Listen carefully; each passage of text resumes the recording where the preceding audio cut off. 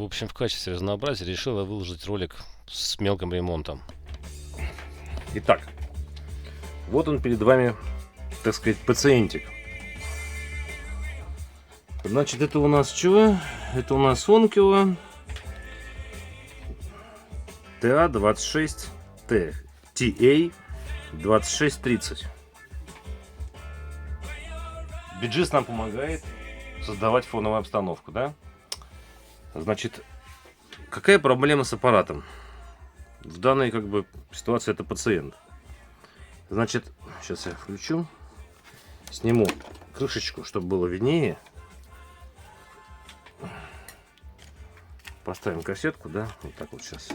Которая называется Mi Tape, да. Вот так вот.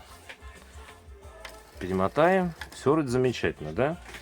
Сейчас давайте я перенастрою телефончик, света дам, чтобы было видно, что с ним происходит. Перемоточку нажали. Назад перемоточку. Все замечательно. Play.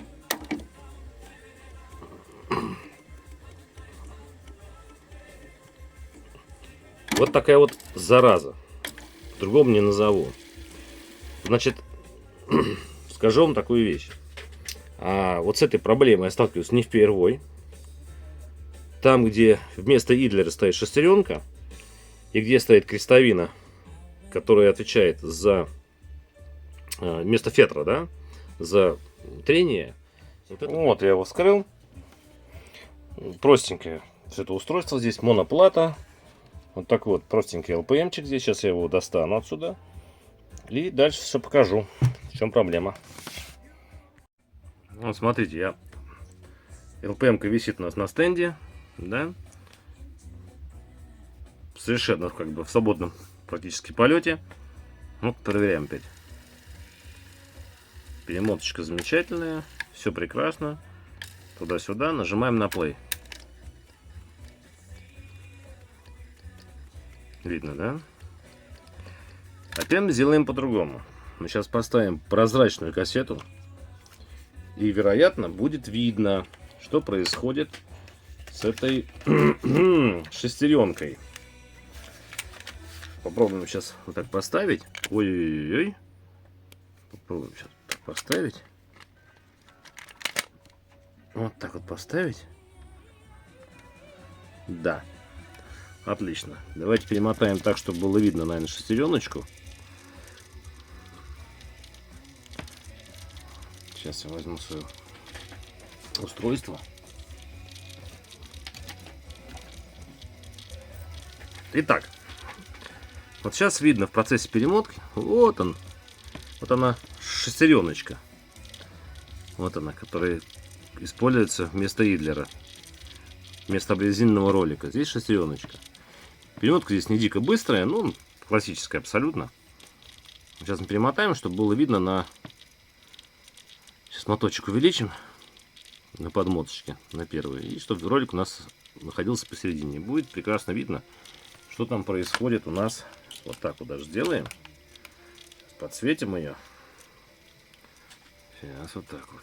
Ну, по-моему, достаточно вполне. Нажимаем. Вот так. Вперед-назад. Все работает. Поехали.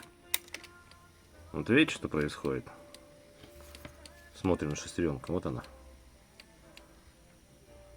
Вот она. Такая абсолютно противная история. Сейчас буду разбирать и смотреть, что там с ней происходит. Потому что бывает, она стоит чуть ниже. Так. Теперь уже близко. ЛПМчик. Вот такой простейший ЛПМ. Да? Ничего сверхъестественного нету. Программная шестерня. Пасек в офигительном состоянии. Да, все без проблем. Как здесь ничего сверхъестественного нету. Вот такое жесткое соединение подключения мотора. Вот так вот оно сделано. При этом крепится, конечно, у него свое шасси есть. Правда, пластмассовое. Но простейший вариант абсолютно. Значит, здесь у нас что? Здесь никаких уплотнений нет. В этом месте, да. То есть здесь только пружинка. Все, больше ничего нет. А вот здесь вот вопрос возникает. Что здесь такое у нас? Включается замечательно. Почему он у нас хандрит? Сейчас мы возьмем инструментик специальный. Попробуем его потихонечку крутануть. Нам, конечно, по-хорошему надо к мотору подключиться, да? Где он тут у нас? Так. Неудобно это, конечно, честно говоря. Очень неудобно. Ладно, попробуем сейчас вручную потихонечку это сделать. Попробуем пинцетом аккуратненько здесь ее крутануть. Что я хочу вам сказать. Вот не поверите. Давайте мы так прижмем, попробуем. Никаких зацепов, никаких вообще проблем. Вот вручную кручу, ничего нет. Вообще никаких вопросов не возникает. Что здесь, как здесь? Сейчас буду вскрывать, смотреть. Ну, непонятно на самом деле, почему такая здесь ситуация. Сейчас будете видеть больше мои руки, конечно. Но сейчас попробую аккуратненько так, чтобы видно было. Сейчас вот так зацепили. Тут два зажимчика, и потихонечку через них вытаскиваем. Раз, один готов. И второй. Вот она. Вот этот узел. Вот эта вот пружинка, которая натягивает, делает, видите, как плотненько крутится, да? Здесь стопорное колечко и пружинка. Но здесь я вижу выработку. Причем, сейчас посмотрим, не гуля. Вот видите, вот в чем дело. В общем, все этим сказано. Сейчас объясню. Значит, смотрите. Если вот эта часть отходит, если вот здесь вот обратите внимание, сейчас я потихонечку подведу, покажу. Вот увидите, как происходит? Какая гадость противная. Мне даже слов нет. Только нехорошие слова. Вот она встала в эту позицию. Теперь смотрите. Видите, что происходит? По-моему, это видно здесь, да? Вот так вот покажу сейчас я. Вот так попробую другим пацанам показать. Вот видите, зубец. Шестеренка попадает на металлическую вот эту вот лепесточек. И она зацепляется. Все потому, что вот эта вот распорочка, да, крестик этот, пружинка, она стоит не по осевой. Вот она вот это гуляние происходит. Вот так вот. Вот. И там выработка, кстати, даже видно. И вот с этим надо что-то делать, надо подумать. Вот таким вот образом. Она попадает на одну часть. И, как я уже показал, вот она, вот этот кусок. Да? И вот здесь, в этом месте, зацепляет, вот он не проходит свое звено. Да, будем думать. В чем здесь основной нюанс? Сейчас фокус у нас придет к нам. Дело в том, что вот здесь есть кромочка, которая заставляет, я освободил немножечко эту пружинку, заставляет ее прогибаться, идти в натяг, да, и она получается так с выемочкой.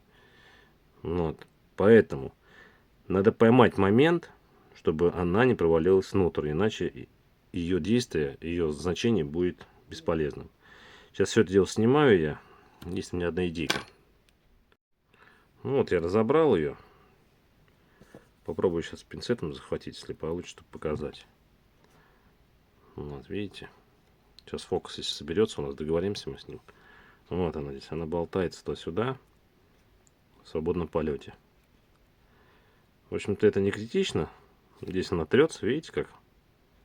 Видно прям сточено немножко, да? То есть наша задача какая? Вот эта часть, вот эта кромочка. Фокус. Вот. Вот она, вот эта кромочка. То есть, если мы сейчас даже будем усики подтачивать, надо таким образом сделать, чтобы ни в коем случае не провалились вниз. Но при этом хватило запаса вот этого вот свободного хода, да, люфта, так сказать, да, чтобы можно было не вылезать как раз за предел соединения. Как бы я вот, когда попадал первый раз на эту ситуацию, видите, выработка прям видно, вот она. Я что делал? Я просто немножко выгибал пружинку, и все было нормально. Но здесь это бесполезно, здесь уже выработка серьезная, поэтому, вероятно, придется просто подтачивать усики уже. Дальше. Итак, что у нас получилось? Вот видите, вот она. Вот она шестеренка, да, все смазано там уже. Теперь усики, даже если будут выходить, в принципе, выходить уже некуда, здесь на эту сторону она перешла, они не попадают. Вот видите, как вот видно прям. в зацеп шестеренки, да? Ну, сейчас попробую, конечно, провести эксперимент, что получилось. Там дальше уже. В общем, работает наконец-то. Этот ЛПМ. Дека работает. Мотает прекрасно, в общем-то. Вот. Не заикается, не прыгает. Вот он, Идлер. Шестеренка, вот этот узел. Ну, не прыгает, то, что видели ранее.